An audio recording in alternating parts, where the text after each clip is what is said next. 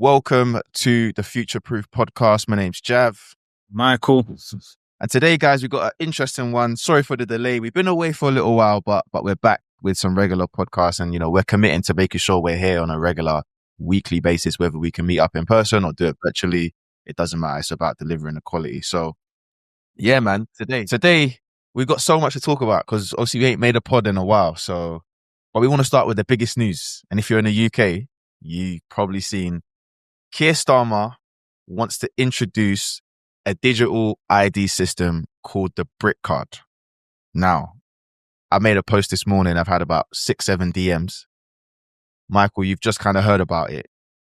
I'm going to read what it's all about. But just from my initial point, Michael, how do you feel about the Brit card being introduced? Yeah, no, I saw it this morning, but I'm so immune to the BS, right? And I'll just say this about lockdown. I was watching EYL, Earn Your Leisure. I talked about them a few times, and they explained the sort of direction things were going just from inside Intel, digital ID, all of these different things. Since then, I've had my plan to move to Dubai. You know what I mean? So we're just sorting a few things out, and then we're getting out of it. So that's for me. I saw all this stuff coming, but I can see how it'd be a big surprise to a lot of people. But yeah, I think they're moving very fast nowadays with all these plans to just really take over and take control. But are you saying that you're not going to get a digital ID? Is that what you're saying? Are you guys? I ain't going to incriminate myself. No, listen. I'm joking. To be honest with you, I'm not for it, right? And I think I see somewhere that 600,000 people just this morning or what it was are also not for it. So, that's got to count for something. So we'll see how it goes. What about yourself? So you getting a digital ID card? Yeah. So to be honest, I probably, I've already tested the waters of leaving the country, 2 months in Thailand, and I think I've got something else planned hopefully soon. So I already know I ain't trying to make this the base. This ain't going to be the primary base. This is going to be somewhere I pass through here and there to see family and that. So yeah, the digital ID thing, what's interesting, and I've made this in my post this morning, is that ever since COVID, this is what people were saying, like all the conspiracy theorists, and I say that in air quotes if you are listening on Spotify or Apple, all the conspiracy theorists said that this was going to happen. They were saying that it's the New World Order cracking down, we're now going to have 24-hour surveillance, and this is the first step to it. But obviously our things about AI. So a big thing that I want to talk about when we get to close to the end of this episode is how this poses a danger to people through AI and how AI is going to be used in this system. Because I know for a fact, they're going to try and implement AI, whether it's in the rollout of the digital card, whether it's in the cameras and AI face detection. AI is coming in this particular thing that they're about to build with the digital cards, right? So we'll talk about that in a second. From what you said, 600,000 petition voters, right, have said they don't want this. So, but what I find interesting is that there was a poll they did previously when it was first announced or first thought of as an idea, and actually 53% of the people that were in the poll, they were for the idea. Yeah, they were for the idea. So for me, I think about the country, and I don't think we're not like a rebellious country like the States. People in the States, they're a lot more rebellious. Yeah. What do you? Why do you think that is? Like, why do you think that there are so many people that are in support of something like this? It could have been that it was positioned as a replacement for the passport, right? Now, I have thought about that as well, because if you think about it, when you go to the airport, you're traveling, what happens, right? They use the smart ID thing where you can scan your passport and then you just go straight in without having to talk to the people at the gates, right? And if you travel a lot, that does make a difference. So I have heard of that, in the coming, the last year about, talks of not having to use a passport, get stamped, get it renewed, all of these things, right? like in China, they use their hands to make payments and stuff like that. I haven't really looked at the data on it, but I know they use their hands, their eyes, like they literally use, they definitely, like they use, body parts to essentially make payments. So I guess it makes for a more like seamless, autonomous sort of society. And that's where, things are going. So I think maybe if you're using use cases like that, then fair enough. Also, if you're using use cases like the immigration thing, which is how they're positioning it, right? Saying, okay, because that's been the biggest talk since the last whatever, And look, we talk about conspiracy theories and all of this stuff there. Obviously, we know conspiracy theories don't exist anymore. Like, we realize that there's no such thing as a conspiracy theory, right? Since, lockdown, COVID-19, it's all real. So listen, man, something very terrible happened in Liverpool last year. Since then, a lot's been happening, and I don't put it past people and these big places and organizations to curate things and make things happen so that they can push their agendas. Do you know what I mean? So, but not to get too off topic, I think the reason why people don't rebel in Britain is that the way of life in Britain is just very simple for so many people. So many people, Brits, I'm talking about actual, just, people who just look at themselves as the normal Brits, white people, born and raised, they contract their dads, granddads, everything back to, wherever, right? They're very much laid back, if they can get a good job, right? Maybe it's a labor job or just a normal white collar, blue collar job. They can get a mortgage, get a house. They can put boil the kettle every so often, have a cuppa. They're good. They're good, bro. Like, they're actually good with that. Go to a couple holidays, and I'm super stereotyping in it, but I love my white people. I've got loads of white friends and white people, right? But I'm giving the general of the majority of people, right? Boil the kettle, have a cuppa. Every so often, go to a little local holiday. Maybe once in a blue moon, they might go past Europe. Usually it's like a Benidorm, a Tenerife, you know what I mean? Yeah, and that's yeah. it, they're good.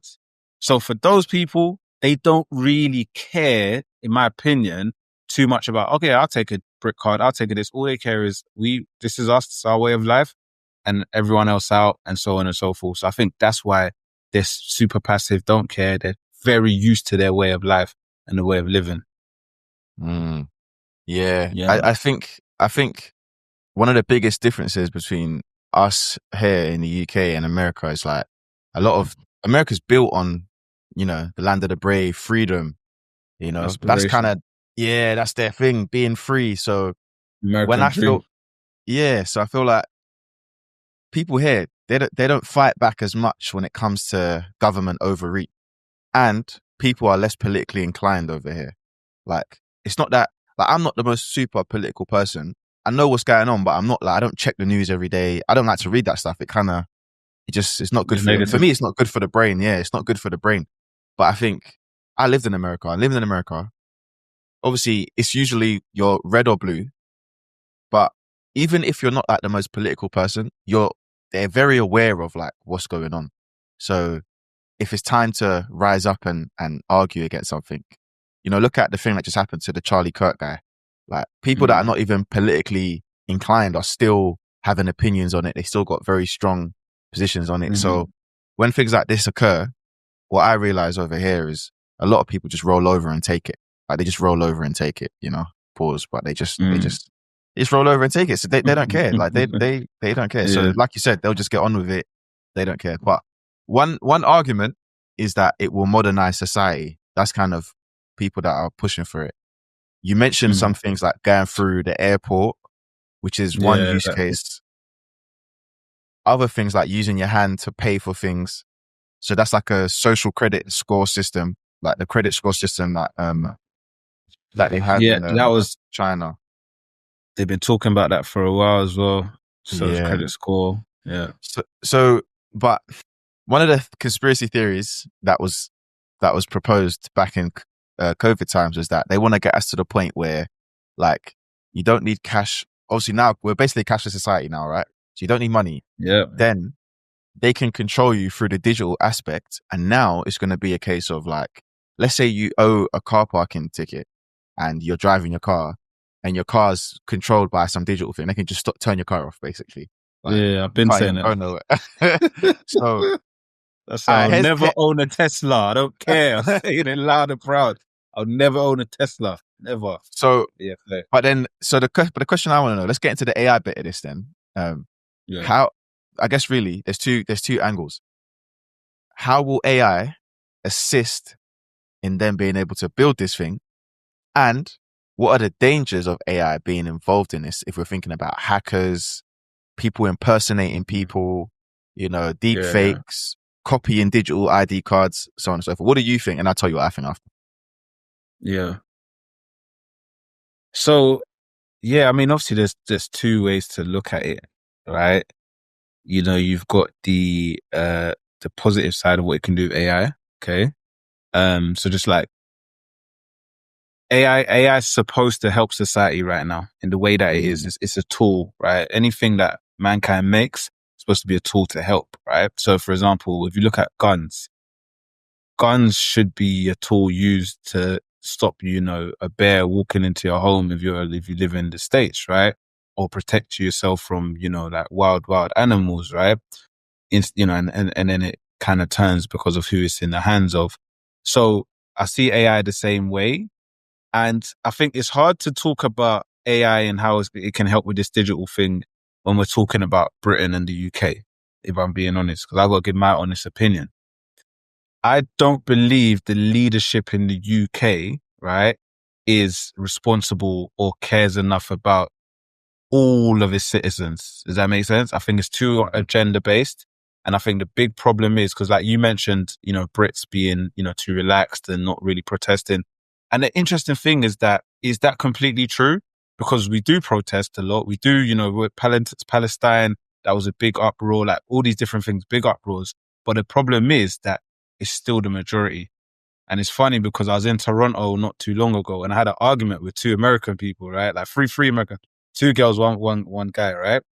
And I had an argument because I told them that, black people, the culture is so great in America, right? Like, in fact, it travels across all the whole world. But you lot are the minority. You're still the minority. So you feel, because you are in the front face, right? You look like it appears that you control society, the culture and whatever. But when it comes down to it, when it comes to voting, when it comes to whatever it may be and big decisions being made, you're still the minority. And they was arguing a point, and then they literally had to Google and then realize, oh, right, like it's true that we're not. You're not the man. It is where it is. We're in these Western societies are majority white based country. That's where they are. And that's what happens in Britain. So I say that to round up on my point that if we're talking about Dubai, right? I brought up Dubai before, but if we're talking about Dubai, they're a country that will use AI correctly, right? Right. Okay. They're already using drones to, do deliveries, clean buildings, make people's life easier. So that's a good example. Drones, all right? Obviously, the drone's going to have AI to, technology to make sure that it knows where it's going, turn, avoid things, so on and so forth. So it has to kind of think for itself, right? They're using that to wash these tall skyscrapers, and it's probably going to be implemented a lot more so that some guy from a third world country doesn't have to come risk his life for pennies. That's the truth. That's what they're doing. In the UK, I think that, yes, slowly they'll do that, but I do think that they're more geared towards the negative control side of things, and they're showing it. They're showing it, make tax digital, right? They're trying to make taxes digital. Why? Because they just want more money. They just want more money, right? They're going to use, and they're showing us that they want to go down that route of digital money and just having eyes on everything just so that they can take whatever they can and squeeze all the juice out of the people that they have. Do you know what I'm trying to say to you? So for me, I can't even really look at, the positive or the negatives of the AI and say, oh, they're going to use it to do this, they're going to use to do that, because I think they're only gearing it towards, in the UK anyway, the negative stuff. But if you're talking about other countries, 100%, like, it could be helped with crime. It could be helped with, use cases, everyday use cases, like I said. And funny enough, this is how it links back to blockchain, and this is going to make blockchain a lot more prevalent and a lot more useful, right? That's why crypto is rising, because AI is so, it leaves us open to so much fraud and risk, right? The need for a separate technology that you can't really hack, it always links back to a digital footprint. Like that's what the blockchain is. If I put out an NFT or a token or whatever, or a coin, it links back to me, the creator of that coin. Do you understand what I'm trying to say? I've got all that data there. It can't just be, someone can't just put out a coin in my name and then that's that, right? And that's why blockchain is going to be very important, because fraud is going to go crazy. Fraud is going to go crazy. What? Mad. Yeah. So that's what I'd say.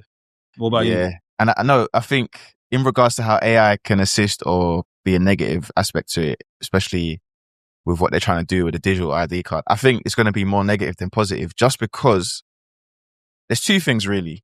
Number one, this is going to cost billions of pounds. This is a country that is struggling with food banks, homelessness, and we're about to put billions of pounds into this, which a lot of people don't even want. They're not.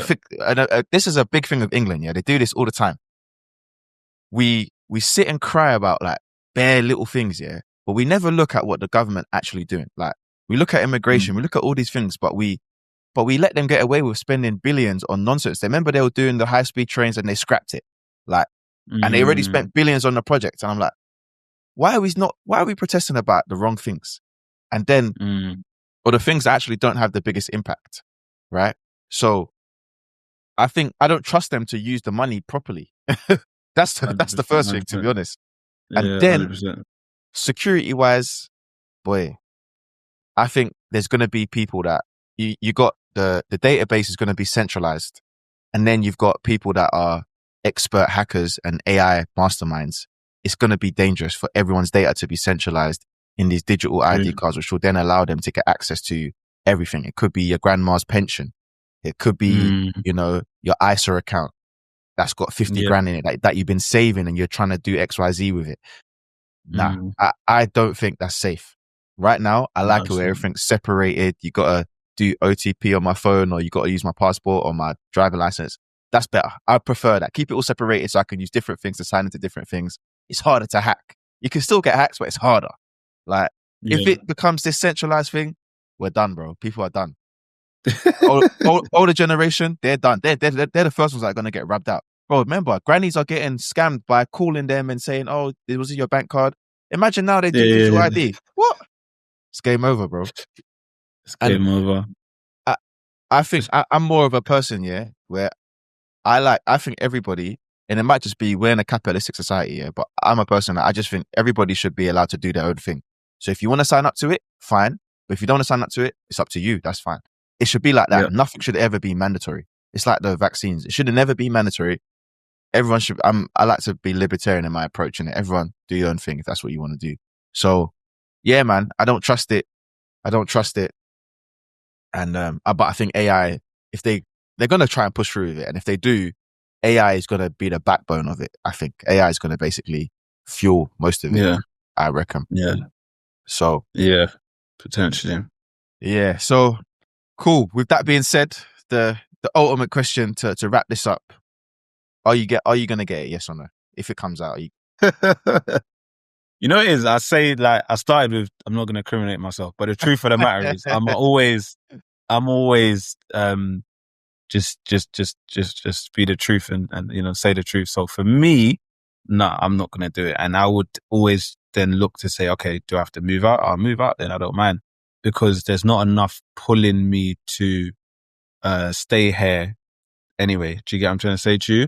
So if that says that, if you're saying, okay, I can't be called a Brit anymore to do that, look, there's benefits to being to living in the UK and England. And I'll say this to say that, because I know that a lot of haters in the comments are going to be like, oh, you didn't like go back to where you came from. Yeah, brother, listen, do your history and understand that no one asked to be here. Yeah, no one truly asked to be here. You know what I mean? If we look really, really back and forth, right, the world was displaced.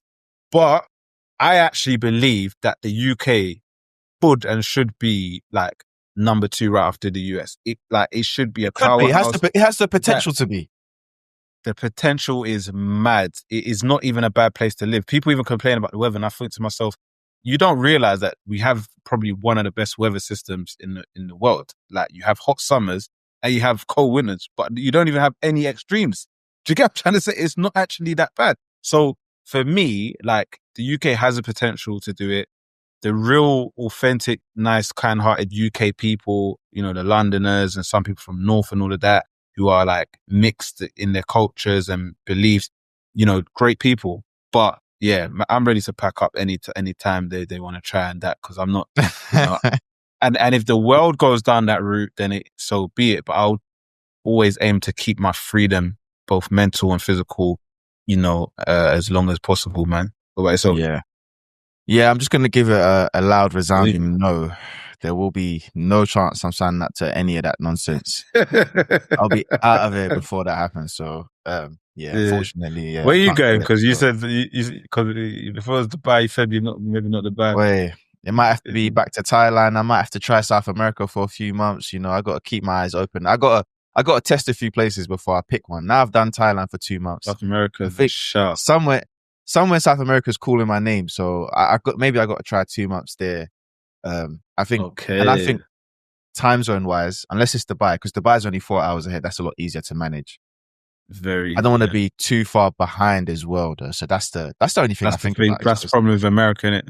Yeah, it's just being behind. So you got to be on the East Coast. You got to be on that Eastern time zone to make the most of it. But yes, we'll wrap this up here.